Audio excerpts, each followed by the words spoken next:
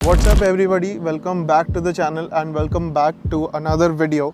और आज की वीडियो होने वाली है How expensive is Canada? So let's talk about something what nobody really showcases. People usually दिखाते हैं कि कनाडा के अंदर आप रह के कितना पैसा कमा सकते हो, but at the same time that matters in a perspective of how much you are spending. For all the people watching from different countries, मैं आपको एक final amount बताऊंगा कि how much I spend in Canada as an international student, and then maybe you can relate to it and maybe you can make your decisions कि आपको Canada में आना है या नहीं आना. मैं कोशिश करूंगा इस वीडियो को काफ़ी रॉ एंड रियल रखने की, और जो भी फिगर्स हैं I'll try my best to keep them as accurate as I can. People usually forget how expensive the life gets when you move abroad. Every single month the money just disappears. Rent होता है, groceries, gas, insurance if you have a car, phone bills, आपकी subscriptions, Netflix, Amazon, ये सब. Right now I'm on my work permit. I'm done with my studies. मेरी university खत्म हो चुकी है. I've been through all of this, so I think I'm the right person जो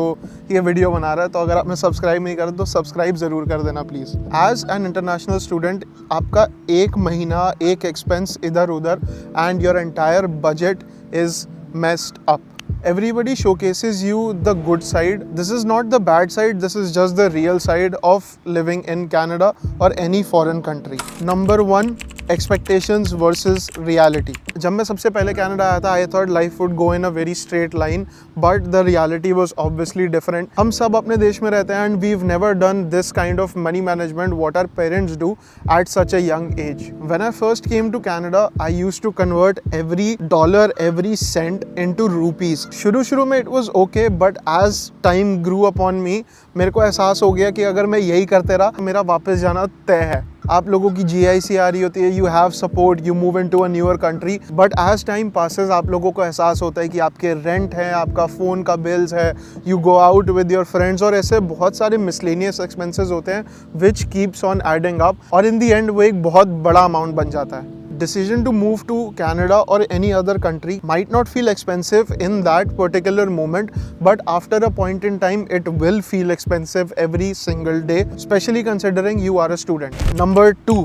rent expenses. सबसे biggest expense से बात करते हैं जो कि होने वाला है आपका rent. Rent alone might destroy you financially. Canada में I have seen a lot of people who live in shared apartments और शेयर हाउसेस, जहाँ पे आप लोग एक बड़े कमरे में रह रहे होते हो और with you somebody else is also living. Suppose if the rent is $900 for just one single room, तो divided by 3 people, considering आप 3 लोग उस रूम को शेयर कर रहे हो, that is going to be $300 a month. Now this won't feel expensive अगर आप एक परिवार के साथ में रह रहे हो या it is just you alone, then आपका जो rent है that is the number 1 expense. I live in a 2-bedroom basement with my brother Arjun और हमारा rent $1,600 है. Now this might sound a lot, but technically देखा जाए तो वो $800 पर पर्सन है, which is kind of affordable, but at the same time rent is one of our biggest expenses. Number 3, groceries. जब भी आप लोग ग्रोसरी करने जाते हो, यू गो इनटू वॉलमार्ट और any other super store and you realise कि आपका कितना बजट था एंड आपने कितना ज़्यादा ओवर स्पेंड कर दिया है. हर बारी ग्रोसरी लेने जाता हूँ और मैं अपने आप को बोलता हूँ कि मैं अंडे, दूध, दही, चीज़, मक्खन, ब्रेड, इन सब से ऊपर कुछ नहीं लूँगा, बट जब मैं टोटल करता हूँ तो फॉर सम रीज़न मेरा बिल $250, $300 पार हो जाता है. I don't know how. Now to be honest, since I came to Canada last 4-5 years में सब कुछ काफ़ी ज़्यादा महंगा हो चुका है, but at the same time मैं ग्रोसरीज पे खर्च करने के बाद I tend to save my money while not eating outside. आपकी एक मील बाहर can cost you up to $20 to $25 easily. Number 4, car or insurance. Now this is a really debatable topic. For me, I feel a car is a necessity, और मैं तो कहता हूँ कि मेरी गाड़ी मेरे लिए luxury है, because during the 4 years when I was a student, I did not have a car, और मेरे को पता है कि मैंने कैसे बसों के धक्के खाए हैं. So for me, car is a luxury, but at the same time, it is not an asset, it is a liability, depreciating asset है, तो obviously उसके expenses तो होने बनते ही हैं. कनाडा के अंदर में गाड़ी लेने से ज़्यादा गाड़ी को रखना ज़्यादा मुश्किल है. Now you might ask why. The answer is insurance. Canada के अंदर to keep my car running on the road, I pay $350 every month. Now if you might convert it to whatever your currency is, वो उतना पैसा हम लोग 1 साल के अंदर में देते हैं फॉर द इंश्योरेंस, जो कि मैं यहाँ पर 1 महीने में देता हूँ। खर्चा आपका शुरू होता है गाड़ी लेने के बाद।